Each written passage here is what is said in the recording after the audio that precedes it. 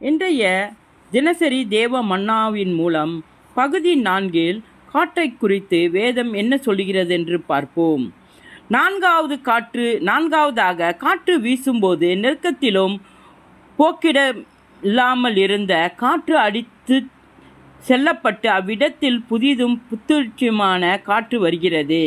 கோடையின் நெருக்கத்திலும் புழுக்கத்திலும் இருக்கும்போது புத்துணர்ச்சியான காற்று வந்து எவ்வளவு ஆச்சரியமான ஆறுதல் அளிக்கிறது. நச்சுக்காற்று நிறைந்திருக்கும் ஒரு அறையினுள் காற்று வீசியவுடன் முழு பகுதியும் புதிதாவுடன் தூய்மை அடைகிறது. பரிசுத்த ஆவியானுடைய கிரியையும் அப்படித்தான்.